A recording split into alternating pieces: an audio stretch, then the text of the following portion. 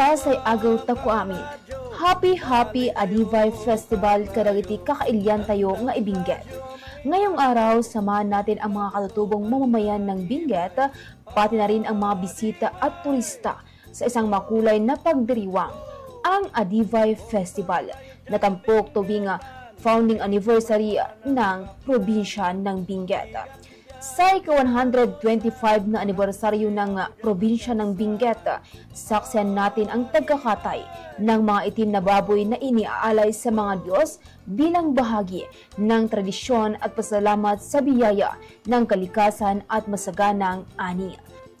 Tinatawag ding Grand Canyaw. Ito ay isang malaking handaan ng komunidad na pinangungunahan ng mga opisyal ng lalawigan at lokal na pamahalaan. Ang Grand Canyaw ay isang seremonya ng pasasalamat, pagkakaisa at pagdiriwang ng kultura ng mga taga-Benguet.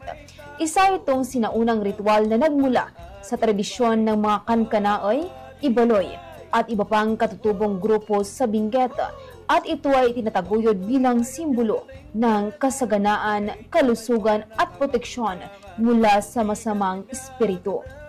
Bago pa man magsimula ang Grand Canyaw, may nagaganap na makulay na parada mula sa Provincial Capitol hanggang sa Wangal Sports Complex sa Wangal, Trinidad, Benguet, kung saan ipinapakita ng mga opisyal at delegasyon mula sa 30 na municipalities ang kanilang kultura at tradisyon. Dito rin sa Wangal, ipinamalas ang bawat bayan ang kanilang pusay sa Dipap ni Utik, o ang paghuli ng mga itim na baboy, isa sa pinakapopular na tradisyon sa Adivay Festival. Sinimulan ang buong araw ng Grand Canyaw sa pamamagitan ng bunong at uwig, ang ritual na pag-aalay ng baboy sa kataas-taasang Diyos kasabay ng tayaw, ang tradisyonal na sayaw ng mga Kankanaoy at mga Ibaloy. Bukod sa ritual, makikita rin sa Wangal, Trinidad, Benguet ang mga boat ng bawat bayan at may bisitang delegasyon mula sa karatig lalawigan na nagpapakita ng kanilang kultura,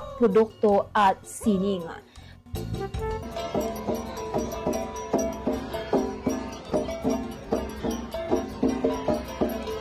Sa bawat tunog ng gangsa, sa bawat galaw ng sayaw, at sa bawat handog sa Grand Canyaw, ramdam ang pagkakaisa at pagmamalaki sa sariling kultura ng mga taga-Benguet.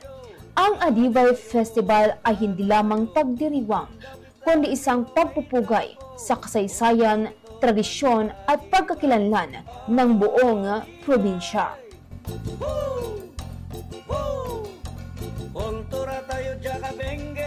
Kat paminsan manan mga kabombo, Happy Adivay Festival.